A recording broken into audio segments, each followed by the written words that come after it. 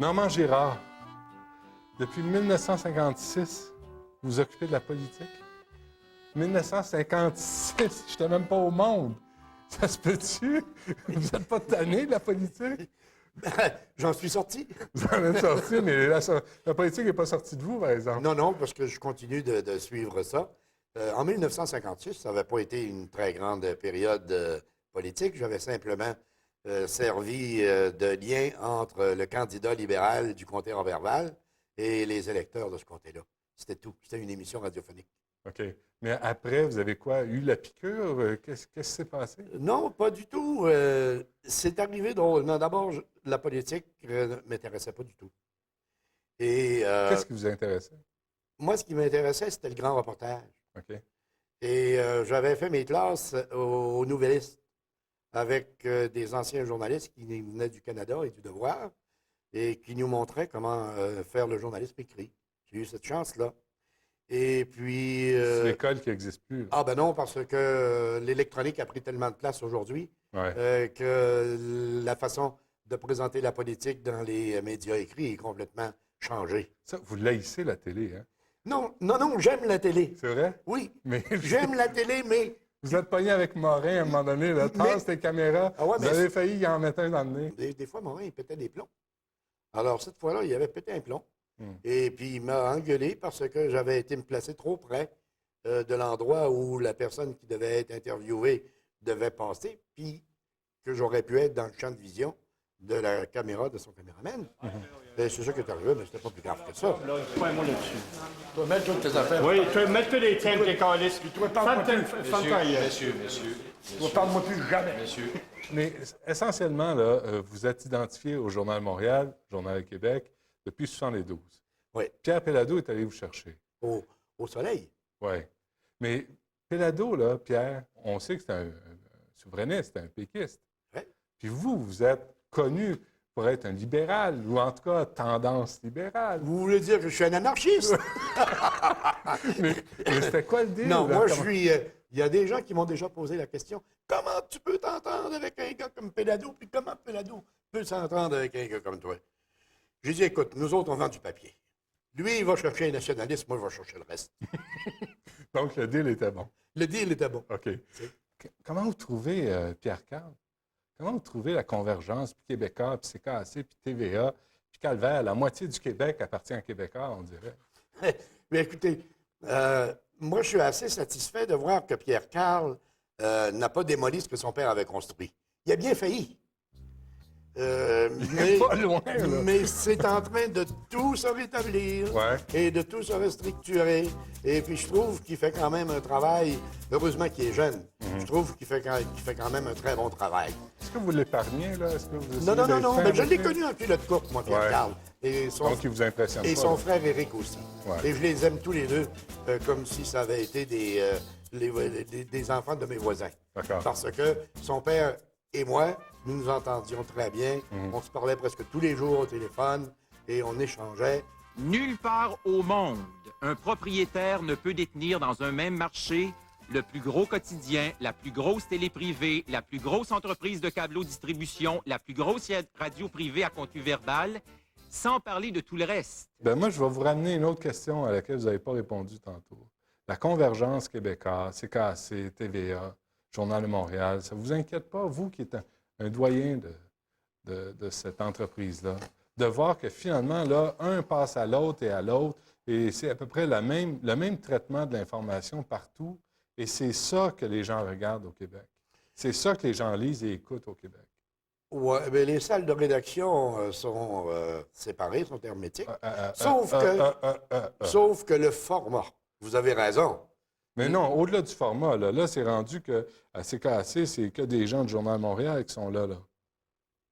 Oui, puis à TVA, vous avez puis à aussi, TVA, t'as vous des avez gens aussi impliqués. un journaliste du jour. Oui, du Claude Journal de Charon est à Montréal. TVA et à CKAC. Là. Je veux dire, Québécois, double condom, tout le monde couche ensemble. Ah oh, oui, c'est évident, c'est un empire. C'est ça que Pierre Péladeau voulait? C'est ça que Pierre Péladeau voulait, c'est un empire. Puis ça vous fait pas peur? Moi, ça m'inquiète. Ben, disons que mes réactions là-dessus sont mitigées.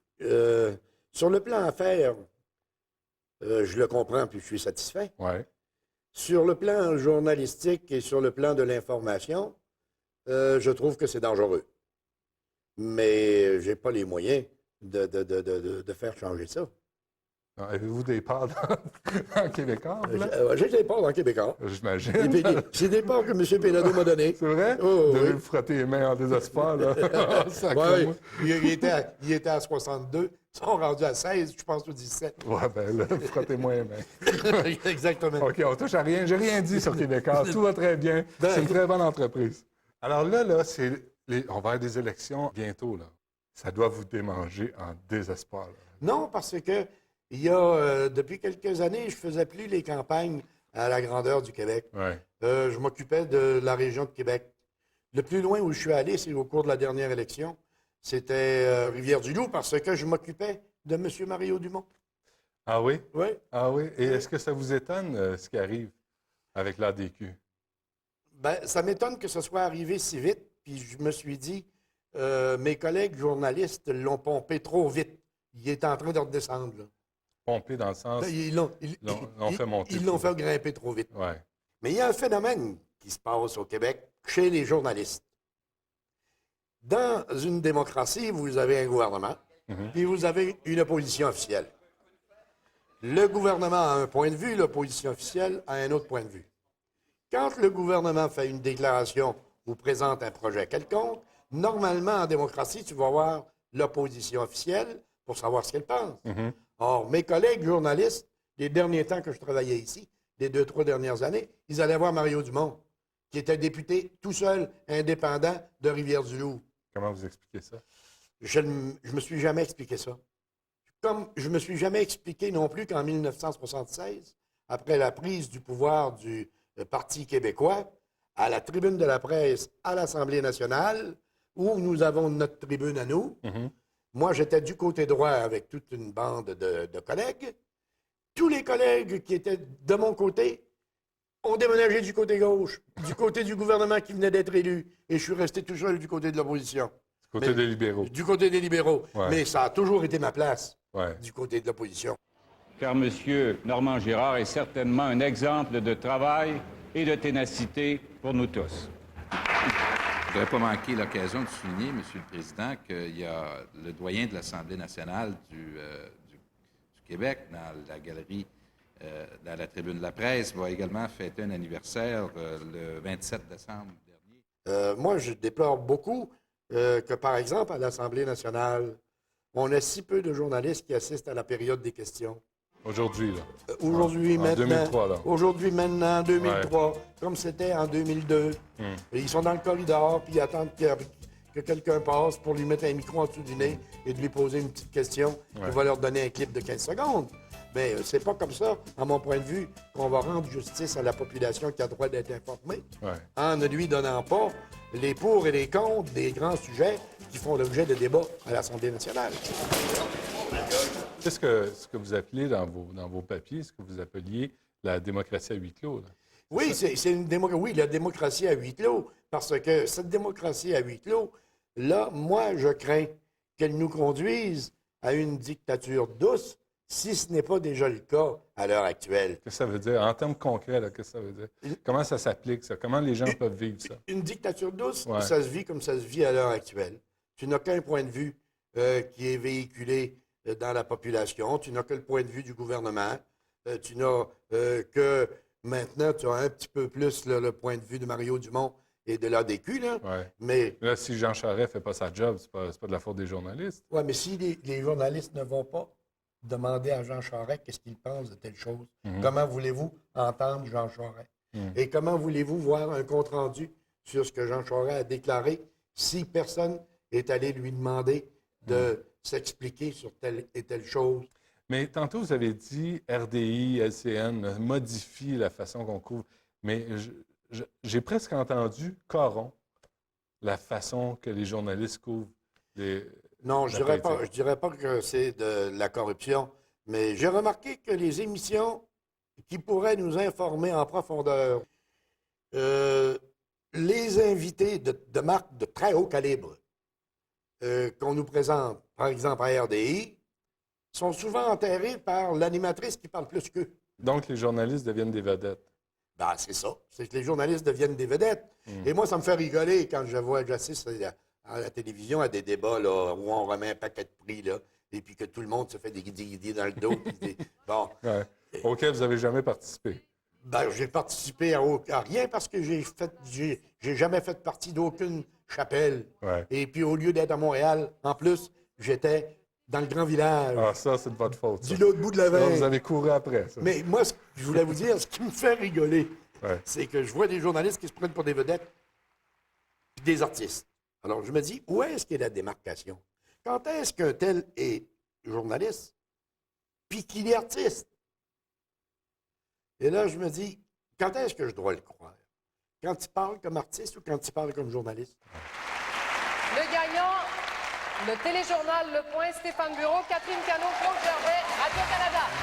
Il y a des gens qui doivent vous regarder, là, qui doivent nous regarder, puis qui doivent se dire c'est un vieux journaliste qui C'est parle de la vrai. vieille façon. C'est vrai. Vieux maudit boqué. C'est Puis là, vrai. Ça évolue, puis lui, Vieux il n'a pas Christ, évolué. vieux Christ.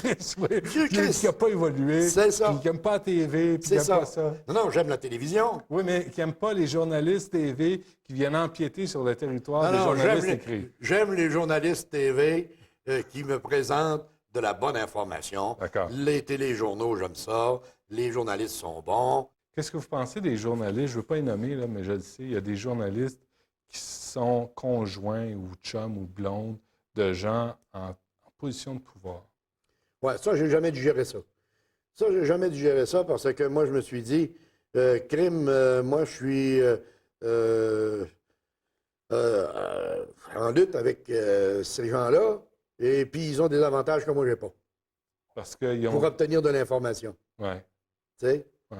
Alors, ça, j'ai jamais digéré ça. Est-ce que, par exemple, c'est une affaire, la FPGQ devrait établir ça? Le rapport, les liens, les conjoints entre les journalistes et ceux qui sont en position de décision. Ben oui, mais c'est évident. Prenez par exemple les attachés de presse des ministres.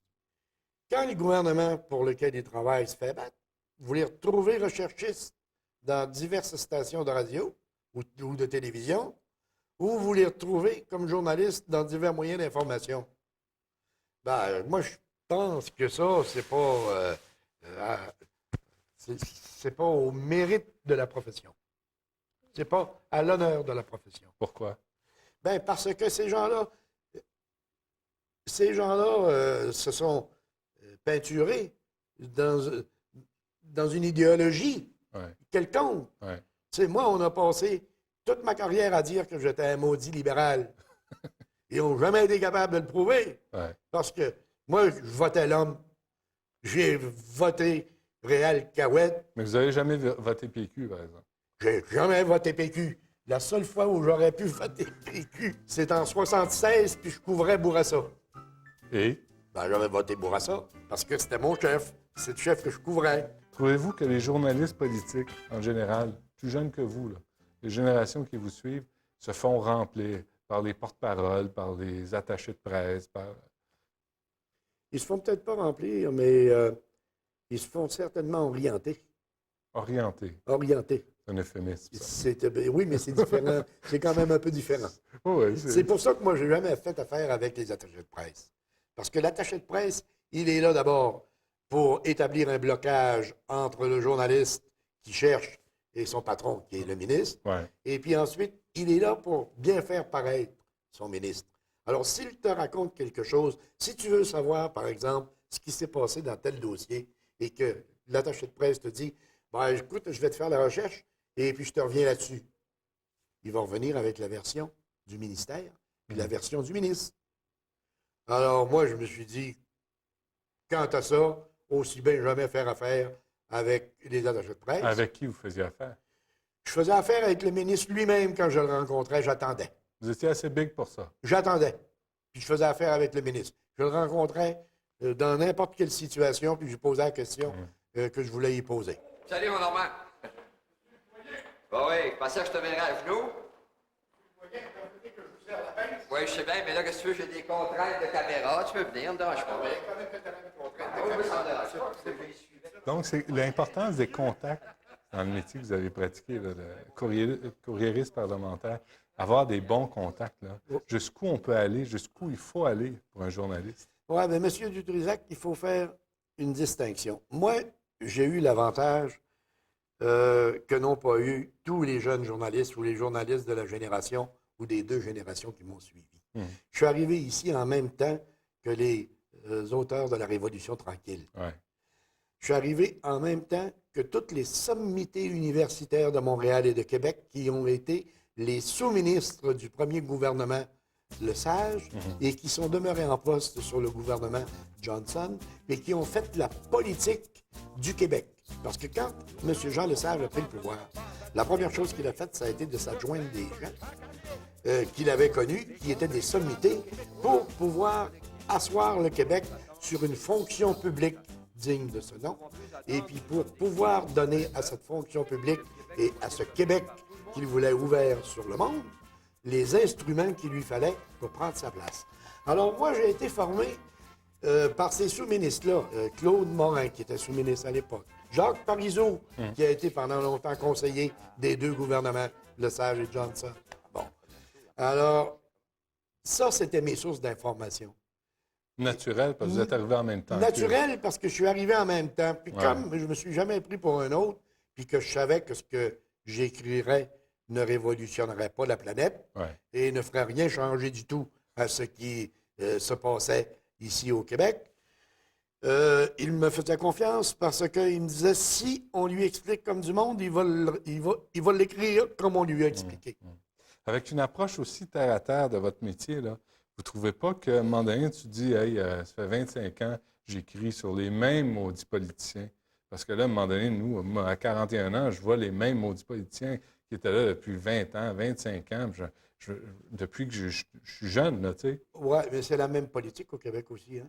C'est ce qui est déprimant aussi. Savez-vous pourquoi c'est déprimant? Savez-vous pourquoi c'est la même politique au Québec? C'est parce que ce ne sont pas les politiciens qui font la politique et ce ne sont pas les politiciens véritablement qui dirigent. Bon, mais dites-moi ça. Ce sont les hauts fonctionnaires. Il est là, le pouvoir. Le vrai pouvoir. Le vrai pouvoir, il est là. Et n'allez pas accuser aucun politicien devant moi de mettre de l'argent dans sa poche. J'ai vu arriver des politiciens ici en moyen, fortunés, et je les ai vus partir avec un vieux complet usé sur le dos. Mais vous savez, moi, c'est pas la première fois qu'on me dit ça. Ça m'inquiète. Ça fait comme un espèce de gouvernement fantôme pour qui on n'a pas voté. Et que ce soit Marois, Legault, nommez-les, du Parti libéral, Parti québécois, c'est toujours les sous-ministres, les hauts fonctionnaires qui vont décider de l'état des choses au Québec. Un gouvernement qui arrive peut changer les 135 ou 140 sous-ministres qui existent. Quand est-ce que c'est arrivé? Du jour au lendemain. Quand est-ce qu'ils ont déjà fait ça? Jamais. Jamais. Sauf que, graduellement, tu finis par en remplacer 15-20. Mais quand tu as fait ça... C'est 10 ça. C'est 10 c'est le maximum. Ouais. Mais ça ne vous inquiète pas, ça? Bien, ça ne m'inquiète pas. Ça m'inquiète parce que c'est pas dit à la population. Ouais. Moi, je le sais. Quand je rencontre des gens puis qui me parlent des partis politiques puis des gouvernements, je leur dis, écoutez, vous visez pas la bonne cible. C'est pas eux qui mènent. C'est les fonctionnaires. C'est les sous-ministres qui font la politique. Comment ça, les journalistes parlementaires ne nous disent pas ça?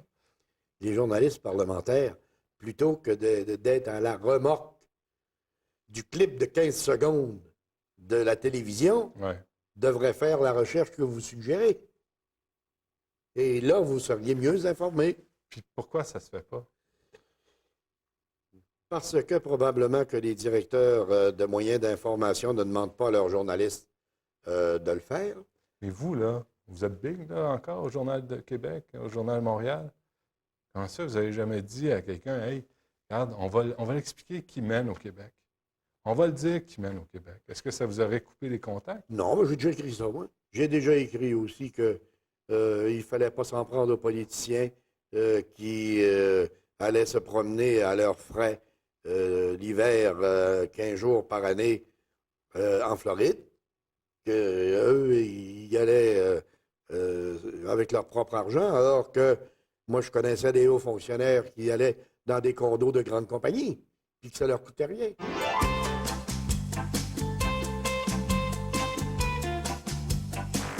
Trouvez-vous qu'on oublie vite? En lisant le dossier de presse, écoutez, j'ai lu une parcelle de tout ce que vous avez écrit, là, mais vraiment pas grand-chose. Je suis tombé sur des affaires, juste en 99, là, en lisant vos papiers, je me suis remémoré les bureaux réaménagés de Pauline Marois à 850 000. On a parlé des 360 millions à GM, mais on n'a pas parlé des 100 millions à Saputo.